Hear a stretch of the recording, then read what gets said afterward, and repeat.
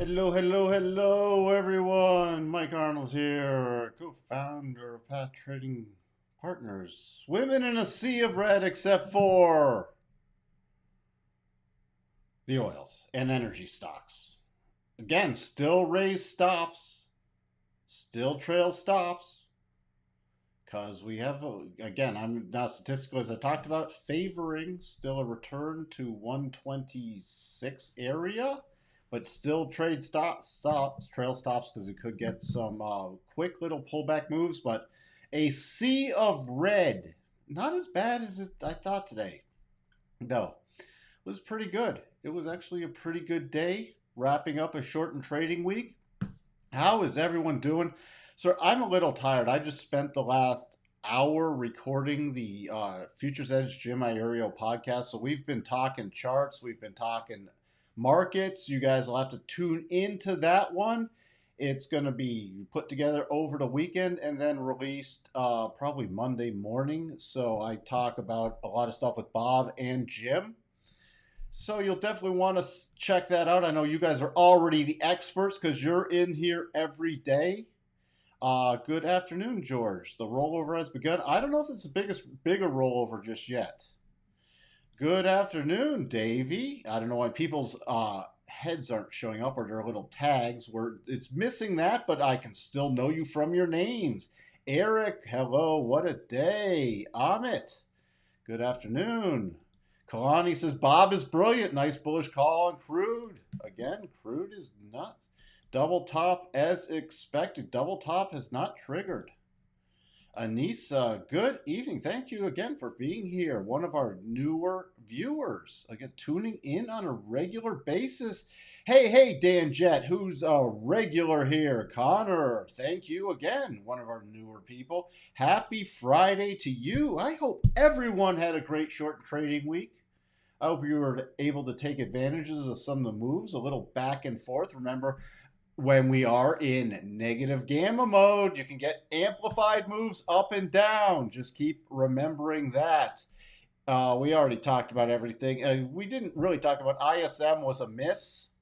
But see, now I don't know if bad is good and good is bad, or good is bad and good is good and bad is good. Because does bad data mean that everybody's going to think the Fed won't get through as many hikes and that they'll have to pause, so we buy stuff anyways? Or it's all confusing. It's why I can only use the technicals.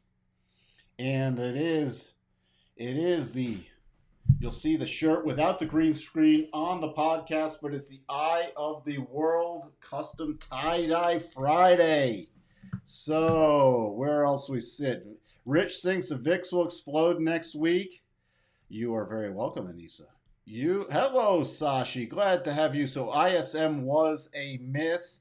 Actually, employment just holding prior was 49.5, but this one at 50. Remember, 50 is the tipping point for these key levels. So just tipped into a little contraction. ISM last time and now sitting right at I'd call that the neutral area. New orders were up a bit. Prices were down a bit, but still incredibly elevated. So just a slight pullback in prices, but that's an incredibly high level.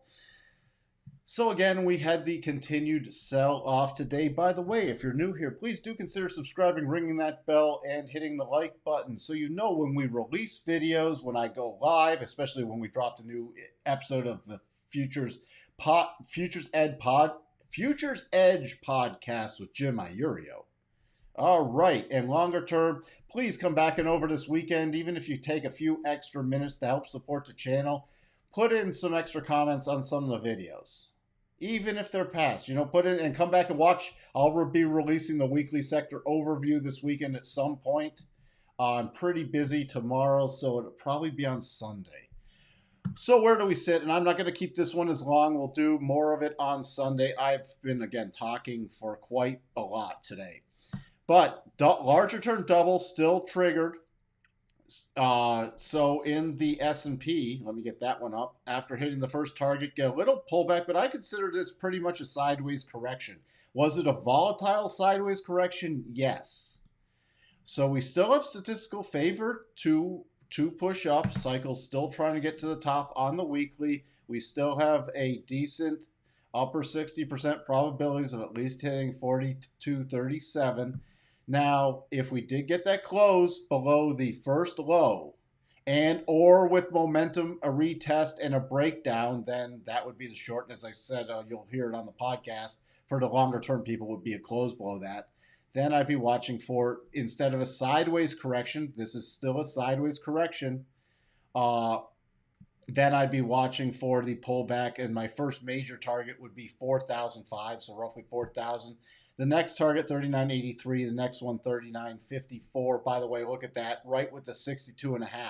So then this is where I'll tip bearish. You get, even with this pullback, because we could complete these and still bounce.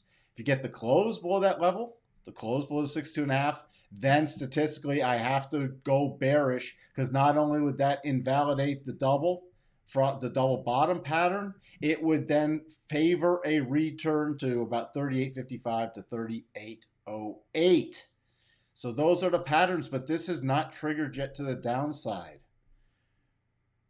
Okay. So that's where we sit. Where do we sit? Rallies become weaker than before. Well, they're weaker than this little bit, but this is just pretty much a sideways consolidation. If you look at it, a little pullback after hitting the weekly rotation zone. This is technically a pause. Can it still pop up? We're against key resistance. I mean, there's still some negatives. I just have to go with the statistical plays. Now, if you get a close below here, then statistically short term favors the pullback.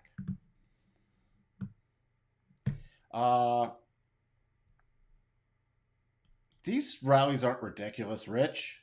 Yeah, we'll get to a new low, but these rallies are not ridiculous. Remember, bear markets don't go straight down. You get decent rallies, and you should love decent rallies because you get to put on and reestablish good short positions at great prices. Don't poo-poo rallies. Okay? You know, people get way too lopsided. That's why we still got to analyze both sides. We have a bear case. We still have a bull case. Is that a long-term bull case? No. Not by any stretch of the imagination is this a long-term bull case. And why would I love it? To at least get to this higher target areas, because you get great short position setups for a bigger play. Now, cycles on the daily are rolling over, so could we see some more downside first? Yes. But I need to wait for this low in the S&P June 1st to be broken. NASDAQ is the low from June 2nd. NASDAQ was a thing of beauty today for some downside trading. I had to take out some levels for the longer term charts. Oh, you got this little mini double, by the way. But NASDAQ was an absolute thing of beauty today. Absolutely beautiful. So you got the breakdown. You got especially the break below the 62.5 on the shorter term chart on this 15-minute chart. The little close below there. The return to the 50% harmonic. So prior support, little close here, that favors. What does it favor? A return to the 87.5 as the first potential target. Close, little return to the 15-minute rotation zone and the prior 50% harmonic. Then you got some momentum to the downside. Bam, straight to the 87.5. Could not have it set up any better. And on the 5-minute basis, you had a little mini double bottom right there. Kaboom. By the way, what's Kramer? Is Kramer bullish or bearish? Because if he's, I know he was a little bullish, but now he might have tipped again to bearish. Do we have a little mini still in play? We'll have to look at that on Sunday, but yes, we do. So that could give me Sunday night, Monday morning play for the potential upside if it were to trigger right at this significant level too. Very interesting. We'll take a look at that closer on Sunday, but I just wanted to point that out. And there's a fair amount of support shelf. Also remember, people are very, very bearish still. And sentiment's so bearish, you generally don't break to especially new lows when things are this bearish. Can it happen? Yes. Does it generally happen? No. Not when it's at there's some bullish, like Bank of America bullish percentages like at 4 out of 100. And you still have a lot of people a lot of general public still buying the crap. Uh, so that's it. Just wanted to point that one out. Who's oh, let's see. Somebody, let me look. Wow, what is going on with markets? 2 days up, 2 days down. It's volatility. It's why do you think I point out when we're in negative gamma? Because you get these volatile moves, and you get volatility just due to a bear market. And you get Fed speak literally every day, and depending on what they say and how people interpret it, it flips. You have numbers coming out that are important, but then people don't. Oh, is that number? Look, is that number bullish? But it should be sold. But it's really not. I mean, it's like that. The Princess Bride. You remember that scene in The Princess Bride, where I thought that you'd poison me, so I did this, and I already took this, and blah, blah, blah, blah, blah, blah, blah, blah, blah, and I knew you'd take this cup, but then you'd switch it with this cup, and blah. Anybody remember the scene? Princess Bride, fabulous movie. Uh, so why am I bringing that up? Because it's all this big psychological back and forth. Flipping to the Dow, it's still a long way off from triggering the bearish mode, which would be below 32,491. So this one holding up pretty well. That's not true, Rich. I've been doing technicals for since 1992, and they hold up. It's not about whales. You have an underlying price action. Completely disagree with you.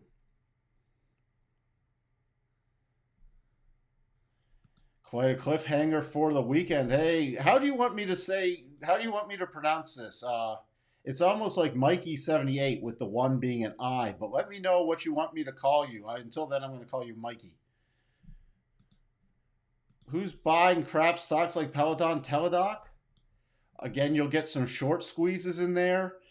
Remember, we're not at the bottoms. This is why long term I completely agree we're not at the bottoms. When people don't want to touch Peloton and Teladoc and people go, I don't want to hear the name ARK or Kathy Wood ever again, we're at the bottom.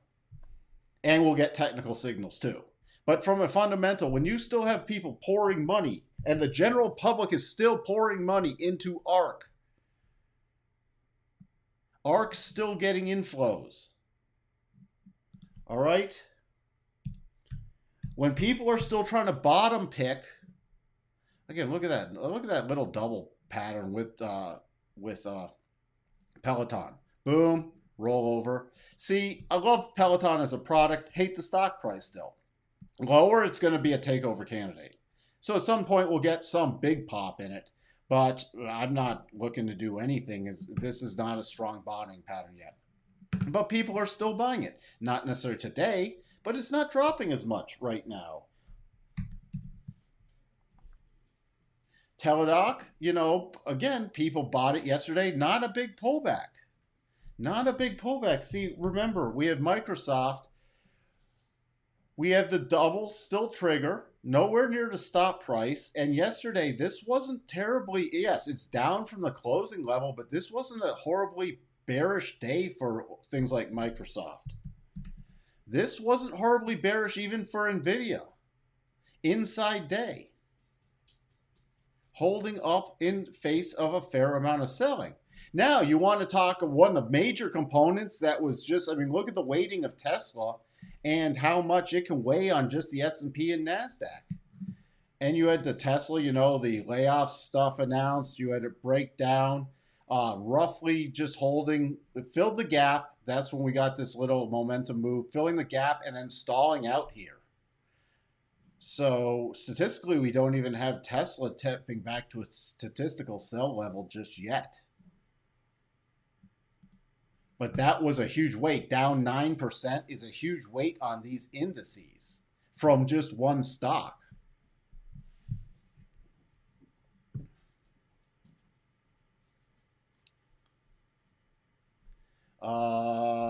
Happy Friday, Wavy. What do you think? News is greater than price action? I think news can affect short-term price action, and it will have, again, an amplified effect in these markets on very short term, but technicals in the longer term outweigh price action in the short term. Is that Mickey? So you want, all right, Mickey, we're going to call, we got, it's Mickey. So I figured that out. The one was an I. And a C was a K. So, all right. Tesla next price action. And by the way, you could not trade this as a double top because the targets don't work. The breakdown zone for me for next week is still this. We filled the gap, so that was the target today. We're again between the 50 and 62 and a half. Let me take off. Well, I got a couple extra levels in here. Hold on one second. We just pull this off. So the longer term breakdown zone is roughly about 683. Sorry, 684. You start getting momentum, at least a 15-minute close below there. I'll start then targeting the most recent lows. I mean, this is not strong price action. I'm expecting this to now be lower. But if you get a continued rally next week, we could get another little pop up to higher, but I'm not really favoring it. Any pops are definitely to be sold in this now, even a pop that were to fill this gap.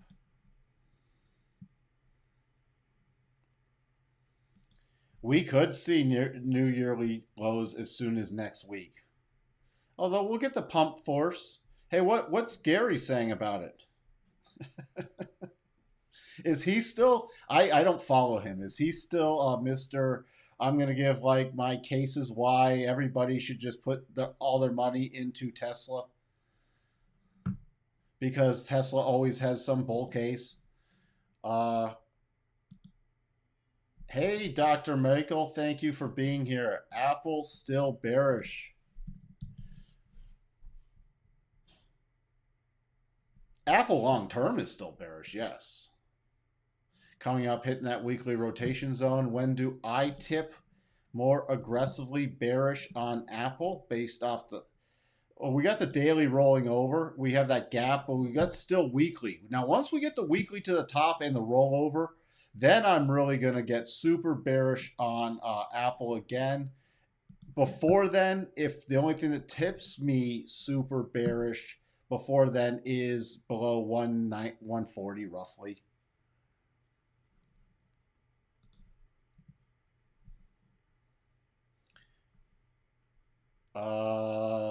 Tesla sloppy info and hiring freeze cuts and looks like immature mega cap. Tesla should never been in the S&P 500. Gary is bearish. Is he? Is Gary bearish? Elon penny wise, pound foolish. Elon doesn't know how to run a company profitably without government subsidies. Really like the article you posted in Discord today. Thank you, Sterling. I just try to put some things occasionally in there that I find very, very interesting. Also, it's another data point for the long-term bearish. And I get people reaching out. They go, Mike, you got this double bottom. You sound so bullish. Well, short term, you can't have bullish. I've been doing this since 92. You can get bullish rallies within a bearish macro. Everybody should know I'm super bearish in the macro, especially with technical price action. I just see way too often that people are getting blindsided by they lose sight of what's really going on. So they get on one side of the boat a little too much, and then they get shocked when something different happens. A fascinating aspect of financial markets is that long-term returns are driven almost entirely by math, while short-term returns are driven almost entirely by psychology. I agree with that, and you have still the short-term stuff. Psychology ties into technical analysis. If you really want to know why a lot of it works and repeats, because there's some underlying natural order to things, even from a psychological perspective. Well, thank you for being here, Dr. Michael. Tesla should join the OTC market. I think it's a little too large mega cap still. It could at some point again, though. It could. Or I shouldn't say again. It could at some point be traded that way. Save $2 million on a PR department and lose billions from bad information. He doesn't want a PR. He used to have a PR department. What's the wick mean in the after hours in the SPY? It went up to 416.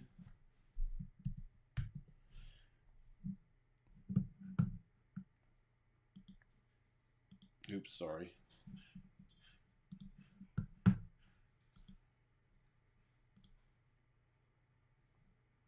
I don't have it on my platform. I don't have anything on my platform. It might just be a bad print on your platform. I'd have to call up my other two trading platforms to verify, but I don't have it on. Now, I'm not saying this can't be wrong, but I don't have anything in a print like that. Does anybody else who still has a trading platform open? I tend to close mine down when I'm doing the live streams to not interfere with anything. So I would have to say that's possibly a bad tick.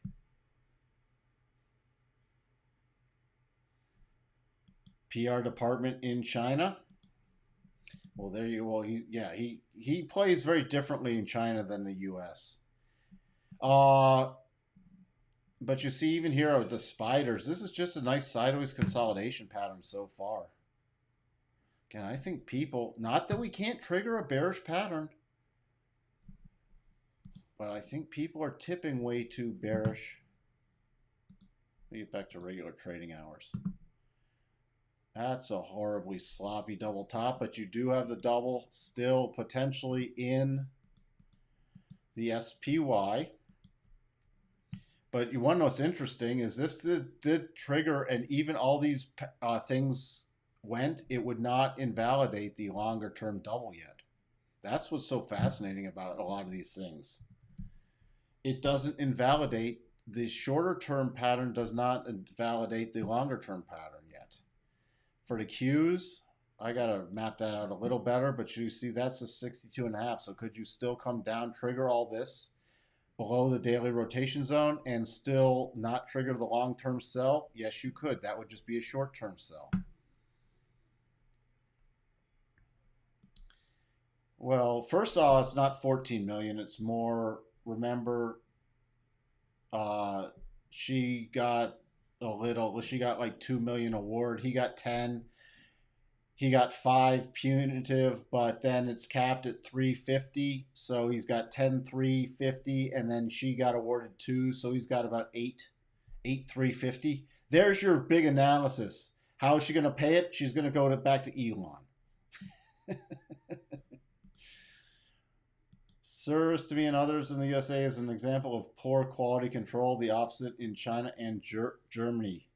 So are you in the US, Dr. Michael? Do you own a Tesla in the US? As I don't own a Tesla, but I know a lot of people who do, and they can't stand the service. But we don't have to harp on Tesla. I'm not going to sit and make this all about Tesla. Let's just peek in on crude. A really strong move up again in crude. It's getting to oversold, and we're getting right near another harmonic level. So I'm watching for a potential pullback on the short term with cycles at the top and getting oversold, but then still long-term bias because we favor a return to this 87.5% harmonic. Even if we triggered, this is a little potential very sloppy double top because of this hitch play in there, but I'd be focused on this 106 level. I talk about that in the podcast.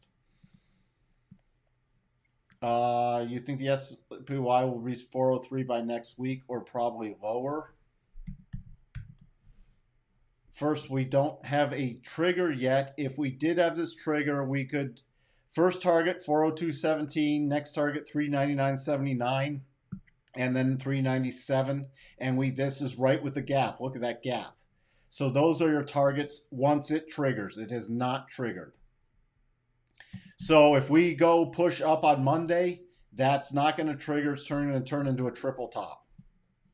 So it's not triggered. It's not even confirmed yet, because you'd need a trade below the June 1st lows.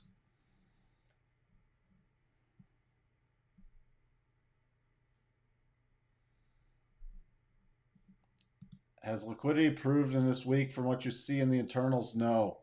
It's maybe a slight bit, but it's still, the liquidity is horrible. Decent sized orders can really push stuff around. We're still seeing, it's just you don't have the depth of algos in it anymore. When the algos jump in based off their headline scans, they can push this thing. Uh, they can push it quick and hard. It's why we're also seeing more and more momentum bars on the short term basis. That's why I want everybody to learn to spot momentum bars. If you're not on and this is also why you should start watching a futures platform, because you get these little boom, recovery, push down. You like this little sell. You see that's momentum installing out on a Friday afternoon. But you start getting these kind of moves and these kind of moves, and they're especially to the downside when like the bids sort of dry up and the depth of market goes horrible. Yeah, so liquidity slightly better, but not anywhere near where it needs to be to absorb a ton of orders yet.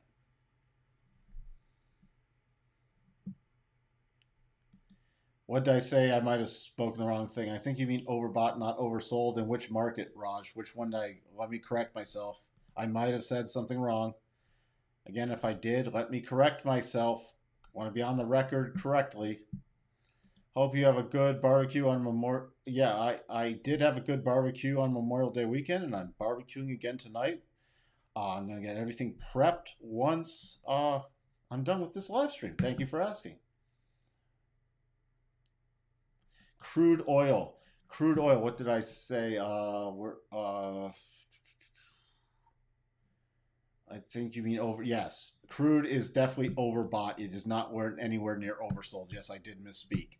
Overbought up here. So oversold would be down here.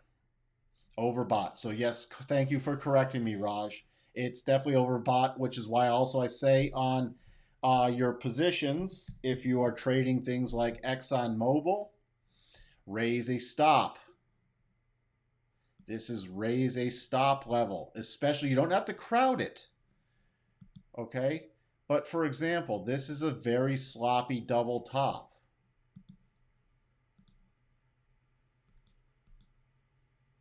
All right? So depending on your time frame, this is why again, I don't tell people say, "Well, where should I put my stop?" I don't know where you got in. Like if you got in here, let's say hypothetically you got in at 93.50 and now you're up here, your stop's going to be very different than if you got in at 82. Why? Because, we start triggering this double. If I'm up here, I don't want to ride it back down and let this turn into a loser. Here, if I'm down here at 82, look, just based off this last little run up, you could easily withstand that. That's straight back to the 50% harmonic in the prior breakout zone. And if crude then rotates back up, you're still in a great long-term position. So depending on where your entry is also affects your stop. So again, if I'm in up here, do I want to potentially ride something back to 91.50? No, not and be underwater. But if I'm down here, that doesn't faze me at all. I might take some more profits off the table to be able to reestablish, let's again say you had 200 shares on, you then don't just put on a round number of shares, do your position sizing. But let's say, okay, I'm unwinding, we got some potential divergences even with another push up here. You got cycles rolling over on the daily. You got weekly cycles at the top. We get some sell patterns up here. Look, out of 100 shares, keep on 100 in case we get another shock push higher. But hey, we get triggered a double. I could put some 100 back on lower, and I'm back to my full position size again. Again, that's the concept of trading around the core position on a shorter term basis. All right. The March rally is phenomenal, but this rally is short-lived. Next week we will see. We will see. If you're a beginner or trader, do you recommend us doing futures markets? Yes, I actually do now that they have the micros. Micros are very low risk because you can do position sizing exceptionally well. And the nice thing is there's some great patterns in the futures. And when I talk about liquidity, yes, the liquidity is still there. It's just not the depth it used to be.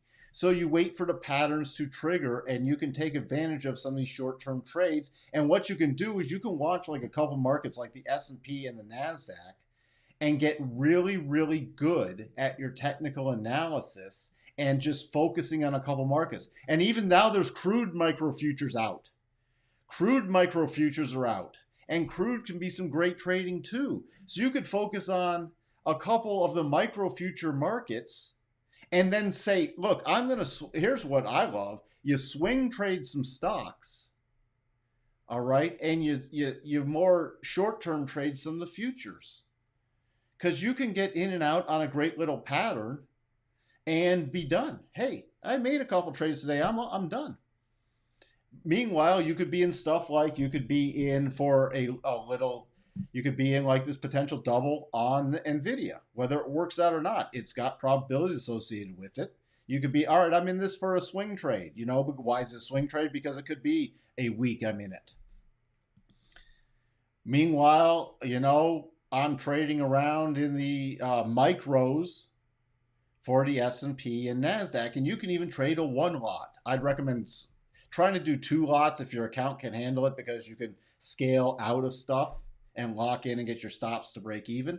But I think the micro futures are a godsend, because you can have smaller traders trade, manage position sizes, and not take a lot of risk, and learn how to really trade an active market. And you can trade it easily both directions. And you don't have to worry about like if you're trying to short stocks, if you're shorting the stock, you have to worry about borrow. Is something on the hard to borrow list? Is, what's my borrow fees? And you don't have to get your timing right like you do with options, where you're dealing with your theta. So there's I think a lot of benefits for people learning to actively trade the micro futures as a beginner. I would not be scared of them. Now, if you asked me if before they came up with the micro futures, if you have a small account, people could blow it up easily, even trading minis, because you're still taking a fair amount of risk. But micros, wow, you can really, all trading is going to be some risk. But micros, you can really limit your stuff with the smaller positions. And you wait for the setups. And there might not be a setup on a given day. Just like if you were trading the micros today in the NASDAQ, I showed you earlier. You play the statistical play below the 62.5. And I've talked about this. Where does it favor? Return to the 87.5 as a target. You get the little bounce play, and then you get the rollover. You can take a little short. You put on two micro lots, and I'm not giving specific trading advice. Again, educational purposes only, because you have to realize, again, that's why there's a disclaimer, which is the whole 5-minute countdown, or roughly it goes a little faster than 5 minutes. But you have to assess whether the risk is right for you, and you have to assess the risk. And I'm just showing you stuff that I found works, but you have to figure it out for yourself. All right, these are hypotheticals, but look, you have a target, you have a trigger, it takes a little retrace, and then you can get in with a couple lots on a rollover play, and you get to unwind into weakness and then move down a stop, and you have a full target. And then, especially, you have a little mini double bottom. Could you have theoretically even traded that? Yeah. And then you could, so I think people should investigate it more so than they do at this point. Sterling. Been day trading micro futures all week. 5 winners, 2 losers. Losers were trying to pre-run doubles. Losers were small. I like futures better than individual stocks. Moves seem to be more predictable, and you don't have to jump around as much. If your stock, let's say your stock or your couple you're really focused on aren't doing anything, it's a lot different. You can really learn to nail markets, and Yeah, you do have days in the S&P and the Nasdaq where it's just crap trading, or there's not good patterns, or it's just low liquidity and not doing much. But that's a rarity, especially nowadays. How's Bitcoin doing? Bitcoin. I covered that in the podcast too. You guys are gonna have to tune in. Where's my crypto? There, just Bitcoin. I gave my bullish and bearish case for their minor bullish, above this area up here. And you listen to the podcast. I don't want to spoil it, but I'll give you the bearish line in the sand right now is a close below about 27,950 to 62.5. Then I start targeting the bearish case. Why long term am I bearish even on pops? And we could see another pop if the NASDAQ rallies because you still have decent correlation. Weekly rotation zone lower. We haven't even gotten back to this key prior support becoming resistance. But before that, if we do break down, you see this really nice base being formed. If we break down below that, which is also 62.5, then I'm going short term aggressively bearish. Need a Tesla futures. Well, with the waiting, you can trade the Nasdaq and S&P.